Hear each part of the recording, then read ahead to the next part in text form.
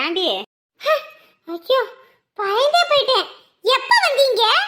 ஏண்டி ஆள் வந்தது கூட தெரியாமையா டிவி ஆன் வாய் குழந்துக்கிட்டு பாத்துக்கிட்டு இருக்கறவ? ஐயோ கொஞ்ச நேரத்துல உசுரே இல்ல. போன மாதிரி வருவீங்களா? அதுக்குன்னு யானை வரும் பின்னே மணி ஓசை வரும் முன்னேன்னு கத்திக்கிட்டே வர சொல்றிய? நான் வந்ததே தெரியல. கலவணி பையன் வந்தாலும் இப்படித்தானே நீ உட்காந்துருப்ப. எனக்கு நான் வந்துச்சுன்னு களவண்டுட்டு போனாலும் நீ அப்படியே தான் இருப்ப. ஐயோ ஐயோ டிவியை பார்த்தா போதும் புத்தி முழுக்க அதுல போயிருது, நிலையில இல்ல. சும்மா அதுன்னு சொல்லிக்கிட்டு இருக்காதீங்க. என்ன இந்த பக்கம்? ஏடி என் வீட்டுல வந்து உக்காந்துக்கிட்டு எனக்கு நீ ராஜாங்கம் பண்ணிக்கிட்டு இருக்கியா? என்ன இந்த பக்கம்னா என் வீட்டுக்கு வரதுக்கு எவண்டி என்னை தடுக்கிறது? இல்ல வீரவசனம்லாம் பேசிக்கிட்டு போனீங்களே, அதான் உங்க மருமக இதை அடிச்சு துரத்திட்டாலோன்னு நினைச்சேன். துரத்திடுவாளா என்ன? அதுவும் என் பையன் வீடு, இது என் புருஷன் கட்டுன வீடு. இப்ப வந்தவன் நீ மகாராணி கணக்கா இருக்கிற. ஆனா நானு கஷ்டப்பட்டு இந்த சொத்தெல்லாம் சேர்த்துப்பட்டு இன்னைக்கு வீடு இல்லாம நான் அங்க இங்க நனைஞ்சுக்கிட்டு இருக்கிறதா இருக்கு. என்ன உங்க பையன் வீட்டுல தானே போயிருந்தீங்க, வேற எங்கிட்டாவது போயிருந்தீங்க? தேவையில்லாத பேச்செல்லாம் பேசிக்கிட்டு இருக்காத. என்ன சமையல் செஞ்ச? ஏன் உங்க மருமவ சமைக்கலையா? அவ சமைச்சாடி, சமைச்சது வாயிலே வைக்க முடியல. உப்பள்ளி கொட்டி வச்சிருக்கா, காரத்தள்ளி கொட்டி வச்சிருக்கா. வெறும் ஜோத்துலதான் தண்ணியை ஊத்தி கரைச்சு குடிச்சுட்டு வந்தேன். இப்ப தெரியுதா வீட்டோட இருக்க மருமவன்னு சொல்றீங்களே? வீட்டோட இருக்கிறதுனால தானே நேர நேரத்துக்கு வாய்க்கு ருசியாவும் வயிற்றுக்கு நேரமாவும் சமைச்சு போட்டு நேர நேரத்துக்கு துணிமணி துவைச்சு போட்டு எல்லாம் பண்ணனே. இப்ப தெரியுதா யாருமே என்னன்னு? டி பசிக்குதுன்னு கேட்டேன்டி. ஒருவா சோறு போடலினாலும் கொஞ்ச நேரம் புலம்புறத நிறுத்தடி. நிறுத்துறதா? எம்பிட்டு வலி வேதனையை நான் அனுபவிச்சிருப்பேன். வீட்டுல தின்னுட்டு உட்காந்துருக்குன்னு. வீட்டுல ராட்சசி மாதிரி ஒரு மருமவ இருந்தா ஒருத்தர் கூட வீட்டுல இருக்க முடியாது. உங்களுக்கு நேர நேரத்துக்கு கவனிச்சுக்கணும், நேர நேரத்துக்கு துணிமணி துவைச்சு போடணும், உடம்பு முடியலன்னா அதுக்கு தனியாக ஆஸ்பத்திரிக்கு கூட்டிட்டு போகணும் வைக்கணும்னு ஊருப்பட்ட வேலை. அது மட்டுமா பிள்ளைய பெத்தாச்சுன்னா பிள்ளைக்கு தனியாச்சு அவ செய்யணும், அதுகளை பள்ளிக்கூடத்துக்கு கூட்டிட்டு போகணும், கூட்டிட்டு வரணும். உங்க பையன் வெறும் சம்பாரிச்சு கொண்டு வந்து காசை கொடுத்துனா மட்டும் போதுமா? அதுக்கப்புறம் நடக்க வேண்டிய குடும்ப வாழ்க்கையை யார் நடத்துறது? நானும் வேலைக்கு போயிட்டேன்னா உங்களுக்கு இந்த சேவையெல்லாம் யார் பண்ணுவா? சொல்லுங்க பாப்பா. நான் வாயே குடுக்கலாமா, என்ன விட்டுருமா? சொல்றீங்களே வீட்டோட இருக்கிறேன் ஏன்னா வீட்டுல என்ன சும்மாவா உட்கார வச்சிருக்கீங்க? இல்ல நேர நேரத்துக்கு சமைச்சு போட்டு இதை சாப்பிட்டு விட்டு இதனால தூங்குமா அப்படின்னு சொல்லிட்டு விட்டுருக்கீங்களா? ஒரு நாள் ஒரு பொழுது உனக்கு காய்ச்ச தலைவலினாலும் உட்காருன்னு சொல்லியிருப்பீங்க. இன்னைக்கு அவ வேலைக்கு போறாளாமா, அதனால இவங்க வீட்டு வேலையெல்லாம் பாக்குறாங்களாமா. அங்க துணிமணி துவைச்சு போட்டு பாத்திரம் பண்ண கழுவி சோறு குழம்பு பொங்கி எல்லா வேலையும் பாத்தீங்களே. இங்க ஒரு நாள் நான் வந்ததுல இருந்து ஒரு நாள் ஒரு பொழுது ஒரு குடம் தண்ணி தூக்கிட்டு வந்திருப்பீங்க. சொல்லுங்க ஏன் உம்முன்னு உட்காந்துருக்கீங்க? வசதியான வீட்டு மருமவ, அதனால அவளை தலையில தூக்கி வச்சு கொண்டாடுவீங்க. நான் இல்லாதப்பட்ட மருமவனால உங்களுக்கு எல்லாம் இலக்காரமா போச்சு. வீட்டுக்கு வந்த மருமவ எம்பிட்டு வசதியா இருந்தாலும் வசதி இல்லைனாலும் குணத்தை பாருங்க. வசதியும் காசு பணத்தையும் பார்க்காதீங்க. அவளை வசதி இருந்தா மேல தூக்கி வச்சுக்கிறதும் நம்மள கீழே போட்டு மிதிக்கிறதும். இங்க பாருங்க, என்னதான் வசதி பணம் பகட்டுன்னு எல்லாம் இருந்தாலும் வீட்டுக்கு வந்தா நிம்மதியா கஞ்சி ஊத்துறதுக்கு ஒரு ஆள் வேணும். அந்த குடும்பத்தை நல்லபடியா கொண்டு போறதுக்கு ஒரு ஆள் வேணும். வசதி இருந்தா மட்டும் வந்துருமா என்ன? இனிமேலாவது ஒழுங்கா வீட்டோட இருங்க. ஏதாவது ஒண்ணு இன்னும் பேசிக்கிட்டு இருந்தீங்க, அப்புறம் உங்க பையன் கூட்டிட்டு போய் விட்டுட்டு வந்துருவாரு. அப்புறம் மறுபடியும் அங்க புழுக்க வேலை பார்த்துக்கிட்டு தான் இருக்கணும். தண்டத்துக்கா இருக்கேன் தண்டத்துக்கு. இனி வாயில ஏதாவது ஒரு வார்த்தை பேசி பாருங்க, அப்புறம் இருக்கு. இவ சொல்றது நியாயம் இருக்கத்தானே செய்யுது.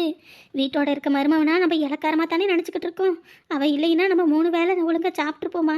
இல்லை நேரத்துக்கு துணிமணியை தான் ஊற்றிருப்போமா? அந்த வீட்டில் அவள் எதுக்கு எடுத்தாலும் மூஞ்சுக்கு 300 தடவை மூஞ்ச காட்டுறா. எதை செஞ்சாலும் அதுக்கு 1008 குத்தம் சொல்கிறா. இங்கே வேலைக்கு போயிட்டு வரான்னு அவளை தங்கமாக தாங்குவேன். இவ ஆக்கி வச்ச சாப்பாடு இவளுக்கு இருக்கா என்னன்னு கூட கேட்காம அவளுக்கு போட்டு கொடுத்தேன். ஆனால் இன்னைக்கு அவள் வீட்டில் நான் இருக்கும்போது ஒரு சோறு திங்கன்னு கூட சொல்ல மாட்டான். வேணும்னு நான் சோறு திங்கக்கூடாது, அந்த வீட்டில் இருக்கக்கூடாதுன்னு காரத்தள்ளி கொட்டவும் உப்பள்ளி கொட்டவும் மூஞ்சி முகரையை காட்டவும் பண்ணுறா. 1000 தான் காசு பணமும் வந்தாலும் காசள்ளி திங்க முடியாது. இந்தாங்க சாப்பிடுங்க. இருக்கட்டும் இருக்கட்டும். பசியோட வந்தீங்க, அவ சோறு போடுறேன்ற பேருக்கு கடமைக்கேன்னு வீட்டை விட்டு துரத்தணும்னு ஏதாவது ஒண்ணு பண்ணி போட்டிருப்பா. ஒழுங்கா சாப்பிட்டுருக்க மாட்டீங்க. இந்தாங்க சாப்பிடுங்க. சாப்பிட்றேன். சரிம்மா, மழை வேற அங்கிட்டு அங்கிட்டு வந்துகிட்டு இருக்குன்றாங்க. அதனால சீக்கிரம் ஜாமானை ஏத்திட்டு கிளம்புவோம். தம்பி, நம்ம பெரிய ஜாமானெல்லாம் முதல்ல ஏத்திடுவோம். இந்த கட்லு பீரோ இதெல்லாம். அதுக்கப்புறம் சின்ன சின்ன ஜாமானெல்லாம் அதுக்கப்புறம் மூட்டை கட்டி ஏத்திக்கலாங்க. சரிங்கப்பா. முதல்ல இந்த பீரோல இருக்க துணியெல்லாம் எடுத்து போட்டு ஒரு இதுல கட்டுங்கம்மா. அப்பதான் டக்குன்னு அதெல்லாம் எடுக்கிறதுக்கு. சரிங்கப்பா. அண்ணி வா நீ. வா போவோம். சந்தோஷ் கீழே ஹவுஸ் ஓனர்கிட்ட பேச போனா என்னாச்சுன்னு தெரியலையே. மாப்பிள்ள பேசிட்டு வருவாங்க, நம்ம அதுக்குள்ள மத்ததெல்லாம் எடுத்து வச்சிடலாம். சரி. அண்ணி ஒடியா சீக்கிரம் வந்து வேலையை பாரு. வேலையை பாரா? ஏதோ சும்மா ஒரு போக்குக்கு வந்த வேலையை பாருன்றா. என்ன அப்படியே மச நின்னுகிட்டு இருக்க? எடுத்து போட்டு வேலையை பாரு. இது உனக்கே ஓவரா தெரியல? ஓவராவா?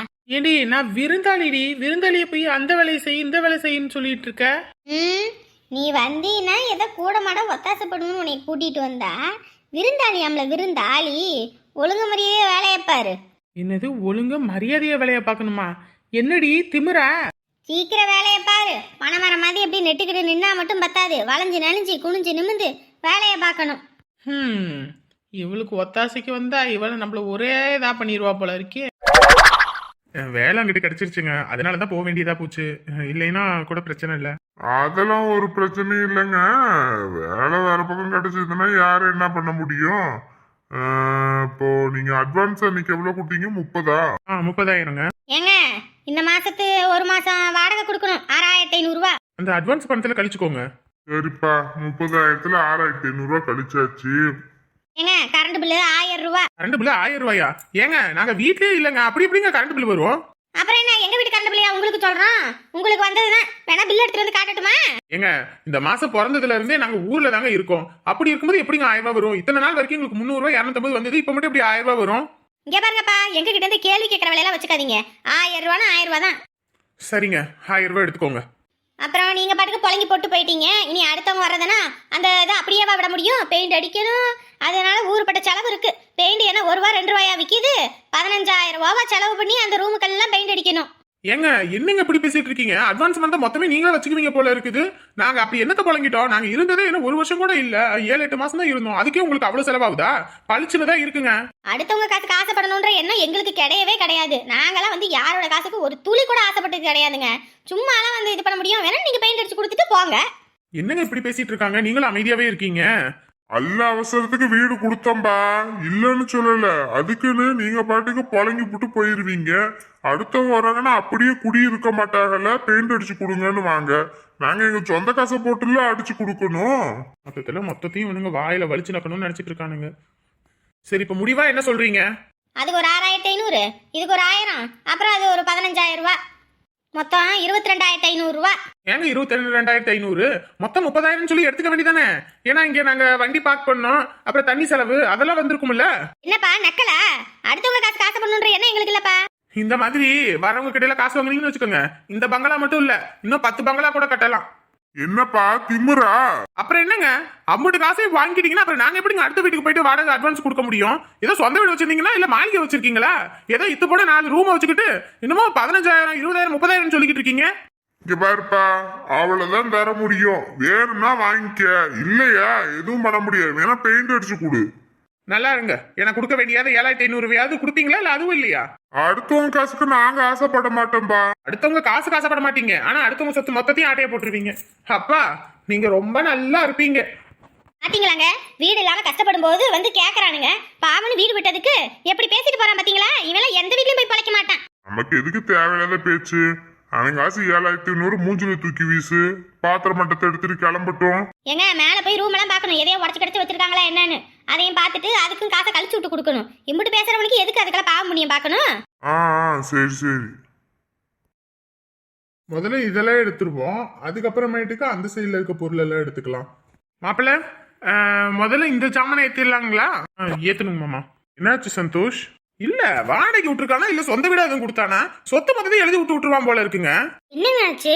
அட்வான்ஸ் பணம் கொடுத்தோம்ல, வீடே பூட்டி தான் கிடந்துச்சு இத்தனை நாளா. 1000 ரூபாய் கரண்ட் பில் வந்துச்சான். ஒரு மாசத்து வாடகை 6,500 எடுத்துக்கிறான். பெயிண்ட் அடிக்கிற இந்த இதுக்கு வந்துட்டா 15,000 ரூபாயாமா. எப்படி ஏமாத்தி காசு பிடிக்கிறாங்க பாரு. ஆத்தாடி ஆத்தா, இதுக்கு 15,000மா? நம்ம ஊர்ல 3,000 ரூபாய்க்கு பெயிண்ட் வாங்கி கொடுத்து 2 ஆளை விட்டோம்னா ஒரே நாள்ல அடிச்சு விட்டு போயிருவாங்களே. இதுக்கு போய் 15,000மா? வாடகை வீடு நடத்துறேன்ற பாருங்க என்ன கதிக்கு ஆளாக போறாங்கன்னு 2 பேரும். இந்த வீடே இடிச்சுதான் விழ போகுது. விடுங்க சந்தோஷ், நிறைய பேர் அப்படிதான் இருக்காங்க. அதுலயும் ஒரு வார்த்தை சொல்றான் பாருங்க, அடுத்தவங்க காசப்பட மாட்டேன், அடுத்தவங்க காசப்பட மாட்டேன்னு. மொத்த காசு சுரண்டு விட்டு அடுத்தவங்க காசப்பட மாட்டானா? அட்வான்ஸ் எப்படிங்க 30,000 கொடுத்ததுல 22,500 பில்ல போட்டு மீதி 7,500 தாரேன்றாங்க. இதெல்லாம் நம்ம வயிற்றுச்சலாம் இருக்குமா இருக்காதா? வாடகை வீடுனாலே இப்படிதாங்க மாப்பிள்ள. சொந்த வீட்டுக்கும் வாடகை வீட்டுக்கும் இதுதான் வித்தியாசமே. இவங்க கிளம்புங்கன்னு சொன்னா நம்ம கிளம்பிடணும். அதுலயும் அட்வான்ஸ் காசையும் பிடிச்சிக்குவாங்க. என்ன பண்றது, காலம் கெட்டு போச்சு. எல்லாம் காசு பார்க்க ஆரம்பிச்சதுல இருந்து மனுஷ மக்களோட நிலைமையை நினைச்சு பாக்குறது இல்ல. இந்த இதுக்கே நான் ஒரு சொந்த வீடு கட்டியே ஆகணுங்க. சந்தோஷ், அதெல்லாம் உங்க மனசுக்கு நல்லபடியா கட்டுவீங்க. போனா போயிட்டு போகுது, விடுங்க. தலைக்கு தலைப்பாகையோட போனது மாதிரி இதோட இந்த ஊரோட சகவாசமே வேணாம். வேற பக்கம் ஏதாவது வீடு பார்த்து அங்கெல்லாம் இந்த வாடகையே இல்லை. இப்பயே பாருங்க, அவ்வளோ பெரிய வீடு 1500 தான் வாடகை. 5000 ரூபாய் அட்வான்ஸ் கொடுத்தா போதுன்னு சொல்லிட்டாங்க. அதுதாங்க இங்கிட்ட டவுன் ஏரியால அப்படித்தான் கரண்ட் இருப்பாங்க. புழங்கிருந்தா விடுங்க. கூட பரவாயில்ல, ஃபேனு போடல ஒன்னும் போடல, ஊர்ல வந்து இருந்தோம் அவ்வளவு பில்ல போட்டு வச்சிருக்கா. விடுங்க சந்தோஷ், விடுங்க விடுங்க. நிஜமா இந்த காசு உங்களுக்கு எல்லாம் நிலைக்கும் நினைக்கிறீங்க? பாருங்க, வயிற்றுச்சலோட சொல்றேன், நிலைக்கவே நிலைக்காது. ஆஸ்பத்திரியில தான் போய் கொட்டுவாங்க. சரி விடுங்க மாப்பிள்ள, விடுங்க விடுங்க. நம்ம முதல்ல பாத்திரத்தை எடுத்துட்டு இங்க இருந்து கிளம்புவோம். சரி சீக்கிரம் எடுத்து வைங்க. என்னால தானே, நான் தான் அவசரப்பட்டு வீடு பாருங்க வீடு பாருங்கன்னு சொன்னேன். இங்க பாரு, உன் மேல எந்த தப்பும் கிடையாது. இந்த மாதிரி பணம் பேய்ங்க இருக்கு பாரு, அதுங்களெல்லாம் என்ன சொல்றதுன்னு தெரியல. சரி விடு, டக்குன்னு எடுத்து வை, கிளம்புவோம். எலி வலையானாலும் தனி வலை வேணும்னு சும்மா அந்த காலத்துல சொல்லியிருக்காங்க. என்னதான் இருந்தாலும் நமக்குன்னு ஒண்ணு இருக்கணும். இப்படி அடுத்தவங்கிட்ட உண்டி வந்து பொழைச்சோம்னா அந்த பொழப்பு எப்படி சிரிப்பா சிரிக்குதுன்னு இப்பதான் தெரியுது.